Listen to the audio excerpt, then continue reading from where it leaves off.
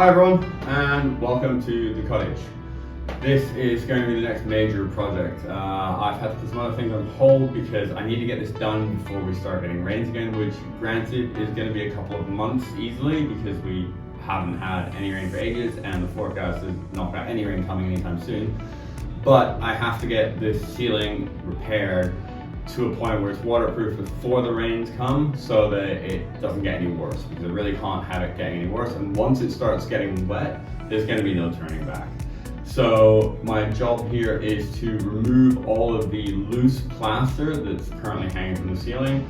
I then have to trim away whatever busted up concrete there is around the rusted rebar. I then need to remove all the rust from that rebar, place in some extra support pieces, and then completely re-concrete all of the patch parts of the ceiling so that it's all solid.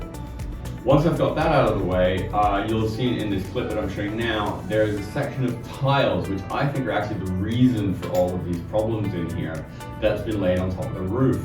What's happened is they have laid about 7 meters worth of tiles just straight on top of the concrete on the roof. And I think water has gotten in underneath that and it's been settling and flowing through the concrete, and it's been settling on the rebar, causing it to rust, which has then obviously caused the problems with the ceiling inside. The reason I think it's that is because it's exactly 7 meters from the edge of the wall on the outside to where the tile's in, and it's pretty much exactly 7 meters from where the concrete starts on the ceiling to the end of that part of the ceiling where all of the rebar is really, really bad and it's really rusted through.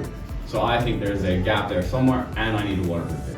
So this is going to be probably 2 or 3 videos, to be honest, at least, to get the ceiling done, and then it's going to probably be another couple of videos for the walls, because as you've seen in the other clips that I'm showing now, there's a lot of the plasters come away from the old traditional walls, and I need to, again, remove as much of the damaged plaster as I can, and then fill all the gaps with concrete. I've also bought a new toy. Well, it's new to me. It's this. It's a concrete mixer. It's awesome. It's a great big beast. It's actually a lot bigger than I thought it was. It works really good. It's a German engineering company, so it's going to make my life a lot easier. No more mixing batches of concrete in a little bucket. I can now do a big batch of concrete and really do larger sections. All right, I'm going to get on now. Wish me luck. Thanks. So we've just got an outside view of the cottage here, and as with all things on this thing, it looks really, really bad, but the walls are actually really thick, and pretty much everything that you can see crumbling off is that outer layer of very, very old plaster they've put on top of these old classic stones. So this is the inside, and obviously this looks much worse. You can see the damage that's been caused by the water that's caused the erosion and the rusting of the rebar, which is an expanded and then cracked concrete underneath it and is just falling away from the roof. And this is what we're going to be working on.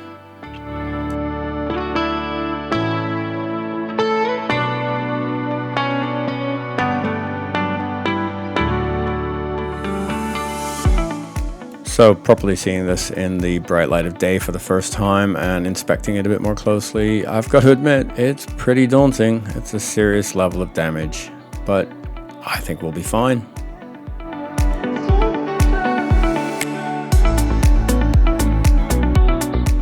After seeing the actual damage on the ceiling, I thought it would be safest to invest in these little things. They are supports for the ceiling. Those are some brackets that slot into a scaffold pole, which you can then twist to support the roof above, and it should just make things a little bit safer. First things first, got to clear the area, make it all nice and neat so that I can actually get these things properly placed and support the roof.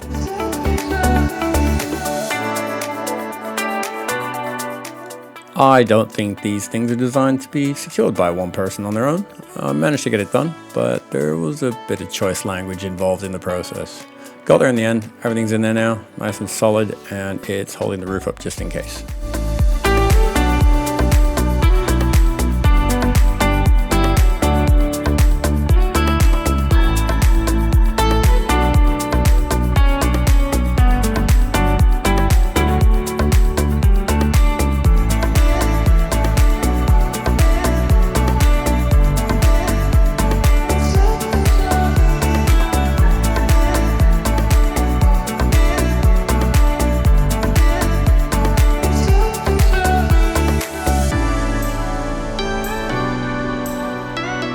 With the supports in place, it's time to have a crack at the edges of this roof and see just how bad the underlying damage actually is. And right about here is where we get our first little surprise. So, like I always say, I'm not a builder, so this might be completely wrong. But considering there's been moisture seeping in and rusting out the rebar under the concrete, I wouldn't have thought that padding the edges of the fucking ceiling with paper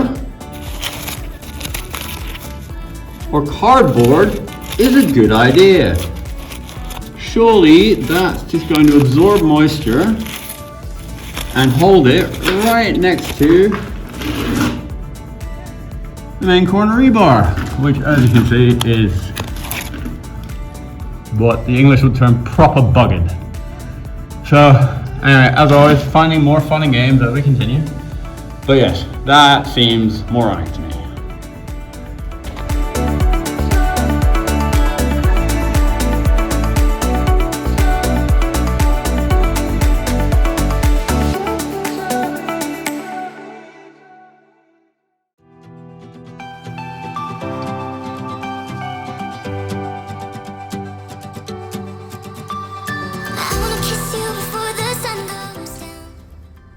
Okay, so day one. Managed to get quite a lot done actually. I've got the support pillars in. Managed to get 4 of these from the local equivalent of like Craigslist / Gumtree, otherwise known here as Bazaraki. It's like an online marketplace. A couple of wooden beams to support everything, which can be donated by the local builders. I'm keeping everything held up with this. Look, I'm not worried. I don't think the ceiling's going to cave in. It's just more for just in case, protection, but also so that I don't get great big pieces falling down on me, and just for my own peace of mind. So anyway, bit of extra safety. As I've gone through, I've noticed that although it looks really fucking terrible, it's actually not as bad as I thought. It's literally only the bottom layer of the rebar, keeping in mind there's multiple layers stacked on top of each other. Where because they've used like a silicone paint of some kind, I think it's created like an internal waterproofing, which has kept the water in between that and the concrete, which has then started attacking all the rebar and the concrete underneath. So as I've been knocking it away, the central rebar beams are actually not that bad. They've got some rust flaking on the outside, but when I hit them with the jackhammer, most of that comes off. The transitioning parts, which are a lot thinner, are in a bit of a worse state, but I've got some replacements. So once I've got this all out, the main rebars are actually far enough down, I can pull them down a little bit, slide in some replacement cross hatching.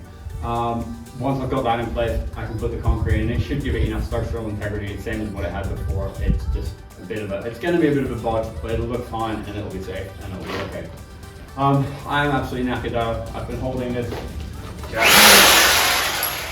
thing above my head for the last 4 hours. It weighs about an easy 10 kilos, maybe 12, I'm not sure. But between that and jackhammering, my shoulders and my arms are done for the day. So day one done, be back tomorrow. See you then. And here we are, day 2. More chipping away of old concrete and exposing rebar to see how bad the damage is underneath.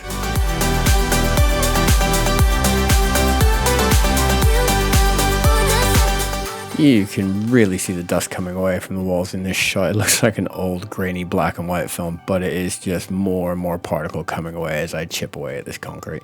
I wanna kiss you before the sun goes down. I wanna kiss you before the sun goes down. I wanna kiss you before the sun goes down. I wanna kiss you before the sun goes down.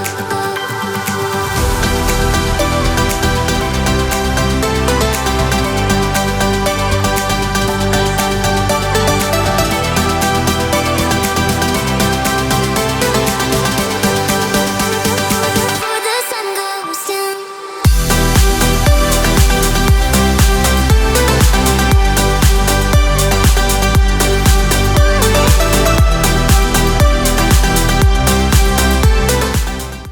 Day 2, progress update.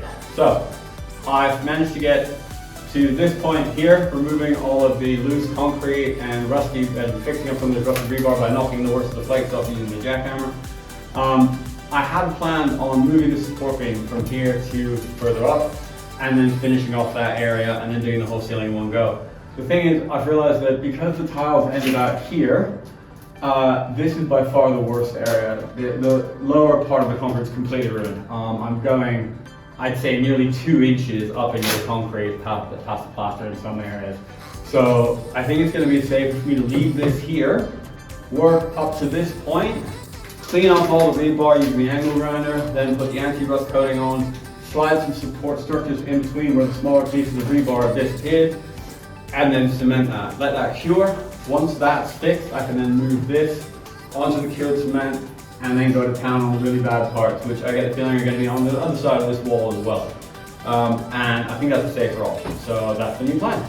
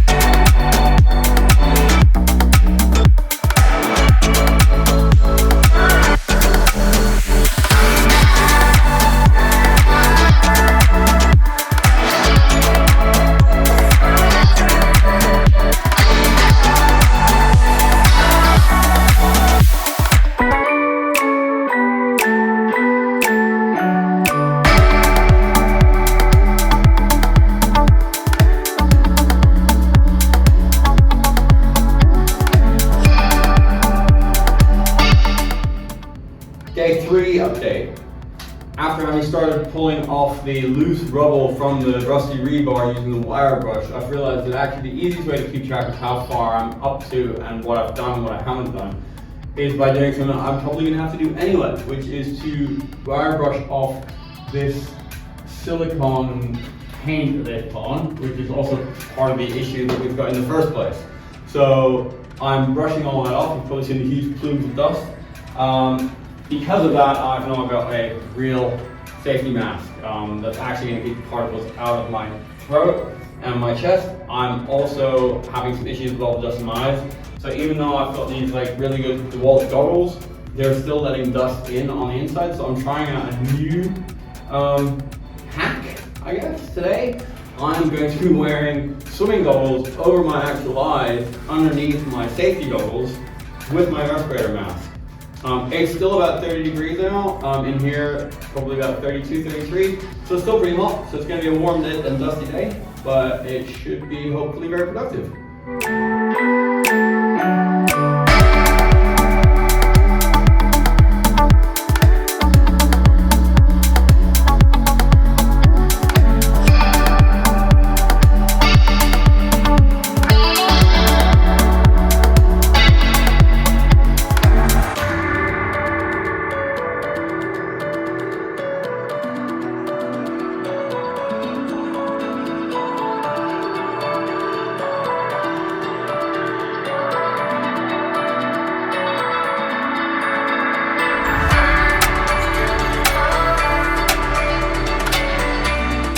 Alright, safety update number 2. The really cool mask that I bought basically can't handle this level of dust. I was literally unable to breathe while I was wearing it. So I went to the hardware shop to ask if I was doing something wrong, and everybody had a good laugh because apparently that is a dumb mask to wear with this much dust. So I keep learning. So what they said was just use these little disposable ones instead. So I'm gonna slap that on my face and we're gonna keep going. Still got a lot to do.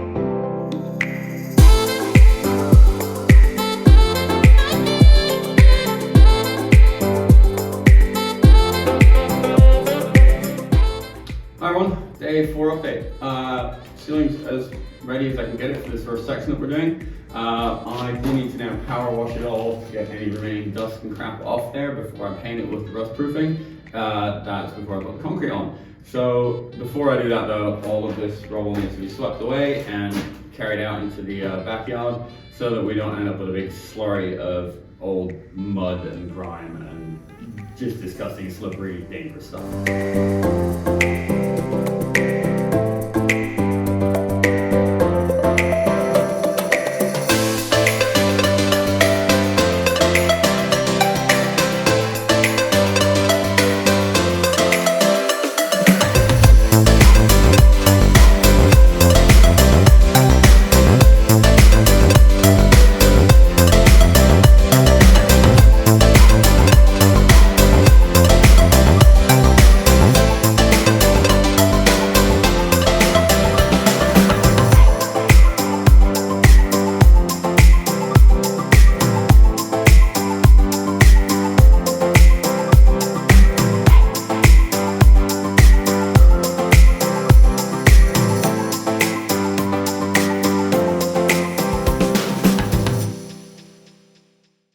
Day 5 update.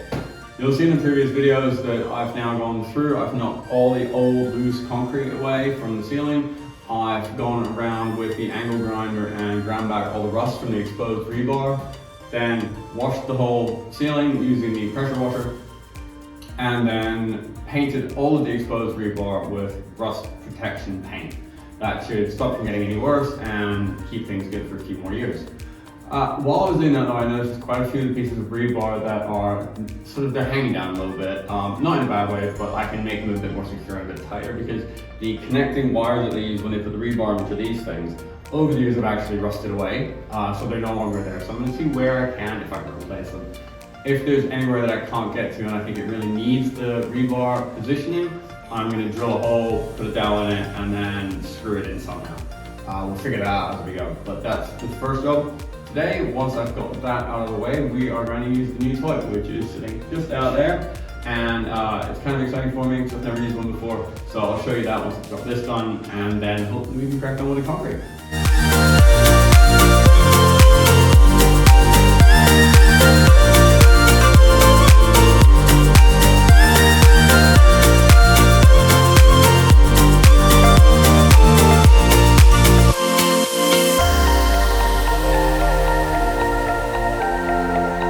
There's quite a few of these areas where that connecting wire had disappeared, so I thought, seeing as I had plenty of spare, I might as well go around and connect as much of it as I can so that it's in the best position for when I put the concrete over the top of it.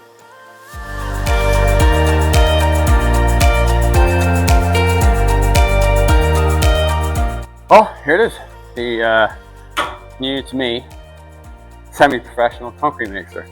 After doing the rebar video and having mixed many buckets of concrete by hand in a bucket, I realized that it's not really going to be viable considering the amount of concrete I'm going to have to mix to fix the ceiling in the cottage, the walls of the cottage, the roof of the cottage, the wall upstairs, and various other bits and pieces that are going to need concreting over the next 6 to 12 months. So I invested in this, 250 euros. I know it's a little bit beat up, but it's a good German brand. It should have plenty of life left in it, and I think it's going to be interesting to use.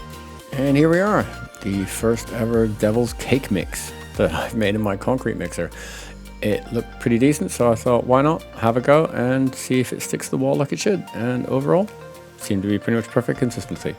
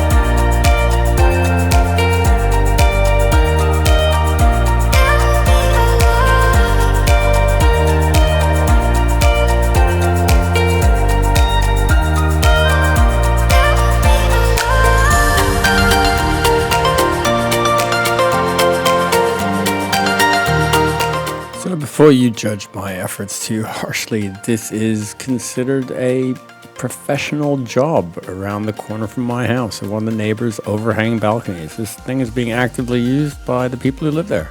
So I think mine's not too bad. I think it'll be just fine. Okay, quick little update. I was expecting to be continuing to work downstairs below my feet on the ceiling of the cottage. However, in a bit of a welcome but surprising twist of fate, it turns out we're getting rain next week, which means that this ceiling needs to be waterproof. So that means that these tiles have all got to go, so I can figure out just how bad the damage underneath actually is before I can waterproof it. You can see here in the corner as I pan up, there's some pretty gnarly damage to the corner frame where the water pipe isn't properly siphoning the water off the roof during rainstorms. It's not great, and you know, it's going to be a bit of pressure, but that'll be in the next video, so see you then.